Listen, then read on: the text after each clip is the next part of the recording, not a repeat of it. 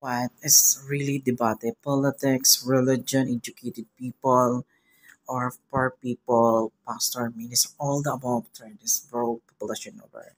Some, something population is over. Ang mga tao sa mundo ay hindi tamad. Walang tamad na tao sa mundo. Because, our population changed the building in our working. And forgive it to take an offering to other rich man your money is going. Nagbibigay kayo sa mahirap, yan ay prove ng God of what the blessed your life. Yung mga life, kaya tayo may mga long life, matagal tayo mamatay. Yun yung mga blessed, yung mga prepared. Tayo taman na namatay na maaga, yun yung mga short life. Has to be rejected, to be assumed, and to be closed, and they are good or not good. So here, the earthborn, and for the sibling, words, Kaya ako nagtataka dito sa Philippines people, mga Filipino people, something problem your mind, what created educated, something implements and very, first, not first this world, something your matter, gawa naman ng mga puro dalawang material.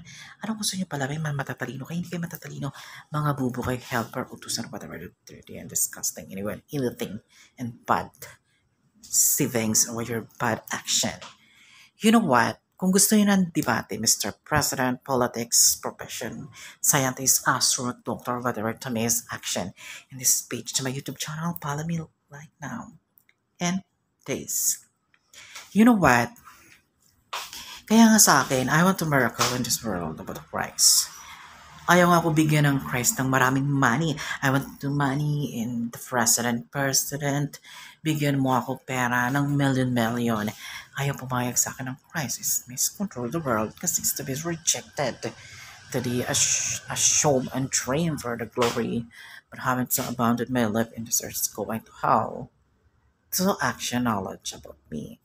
Pag hindi ko nakuha ang aking kayamanan sa earth with a crown and world possession, the God's plan to coming to the world world train and times bawasakin ng earth because hindi ko naman nakuha, hindi ako nag-change, di ba? Tumanda ako na wala nangyari. Yun yung planning to change. Pag nakuha ko yon, I want to reject it and close to glory about my position is a crowded bed and letter.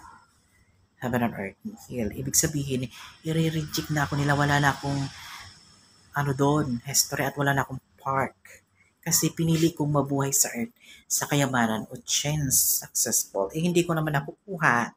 Kaya inuutos ko yung World War III in end times na mangyari because me is made to the earth. Our politician is grow to individual the other nation to action about this color is great changing life. Lahat yung mayaman, success, whatever. Bakit binibigyan ng pera yung mga taong hindi nagtatrabaho?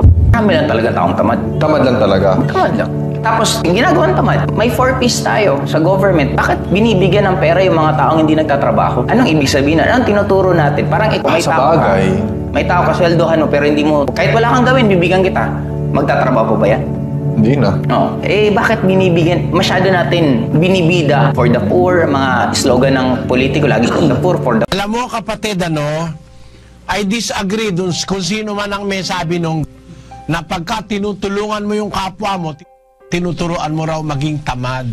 Diyan sa Pilipinas, ang mga Pilipino hindi tamad. Nakakita ka ngayon sa ating bansa, walang makain o pulubi dahil walang matrabaho Kaya yung iba napipilitang iwan ng mahal sa buhay, iwan ng asawa, iwan ng anak, iwan ng pamilya. Yung bang mga yon, mga taong nagugutom halimbawa, dahil walang makitang trabaho. Pagka tinulungan mo ba, nilimusan mo, tinuturuan mo na maging tamad. Meron tao kahit masipag, kung wala ka namang matatrabaho, anong gagawin mo? Diba? Yung sinasabing, regardless of physical condition, tinuturuan natin ng isang tao maging tamad. Hindi. Kasi ang Diyos ang may utos magbigay at maglimos. Basahin natin ang 20:35 ng gawa. Nagbigay halimbawa ako sa inyo sa lahat ng mga bagay na sa ganitong pagpapagal ay dapat kayong magsisaklolo sa mahihina at alalahanin ang mga salita ng Panginoong Hesus na siya rin ang may sabi, lalo pang mapalad ang magbigay kaysa tumanggap. Kita mo, mapalad ka nga kung nagbibigay ka Ibig sabihin nun, pag nagbibigay ka, ang sabi ng Panginoong Jesus, regardless of physical condition, tinuturuan mo ang tao maging tamad. Kalaban ka ni Kristo pag ikaw ang pagkasasabihin natin yon. Kalaban ka ni Kristo nun. Bakit? Ang sabi kasi ni Kristo, saklolohan yung mahihina. Alam niya talagang may mahina. Halimbawa, masipag ka man, ano? Pilay ka naman. Bulag ka. Anong gagawin mo? Ibig sabihin, tinuturuan mo maging tamad yung pilay. Talagang kahit masipag yun, ano magagawa? Pilay, lumpo. Masama bang limusan yun? Mali yan, kapatid. Mga salita lang ng tao yan, di dapat paniwalaan yan eh. Ang nasa Biblia, ang sabi ng Panginoong Jesus, pagka sinasaklolohan natin yung mahihina, mas mapalad tayo kasi mapalad ang nagbibigay kaysa sa tumatanggap. It is more blessed to give than to receive.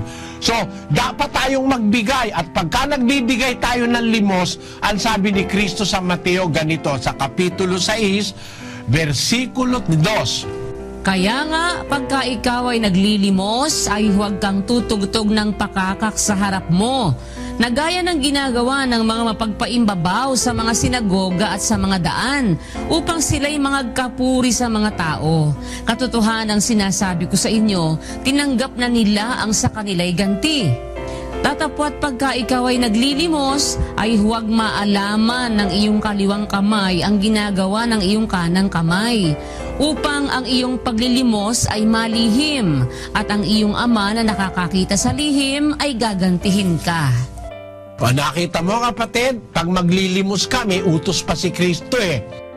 Huwag mo nang ipagmamalaki yung paglilimos mo. Kung pwede, huwag mo nang ipaalam sa kaliwa yung ginawa ng kanan mong kamay. Para yung paglilimos mo malihim at ang amang nakakakita sa lihim, gagantihin ka, sabi ng Panginoong Jesus. So may batas sa paglilimos. Basahin natin ang 13:7 ng Roma. Ibigay ninyo sa lahat ang sa kanila'y nararapat, buwis sa dapat buwisan, ambag sa dapat ambagan, takot sa dapat katakutan, puri sa dapat papurihan. Nakita mo, kapatid, ang liwaliwanag nun ha. Dapat nating ibigay, tayong mga tagasunod ng Diyos, ibigay ninyo sa lahat ang sa kanila'y nararapat, buwis sa dapat buwisan, ambag o limos sa dapat ambagan. Kaya meron talagang batas ang Diyos sa pagbibigay, pag-ambag, pagtulong sa kapwa. At hindi po pagtuturong maging tamad yun, yung nililimusan mo.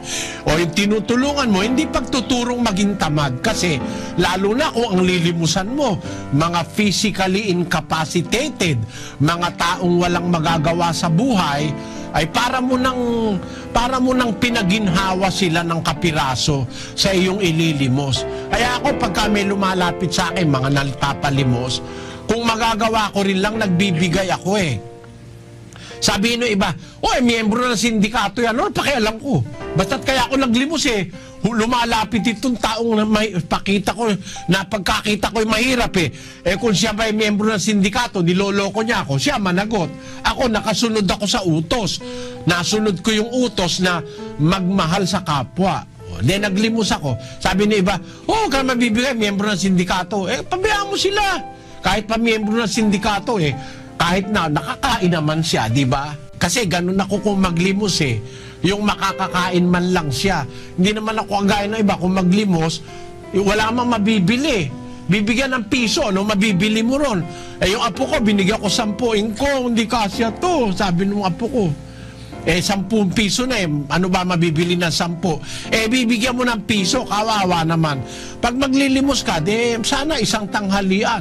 Nakagawa ka ng maganda sa kapwa. Yun ang ibig kong sabihin, kapatid. Walang masama sa paglilimos. Kung nanloloko man yung nagpapalimos, hindi ikaw ang mananagot noon, siya.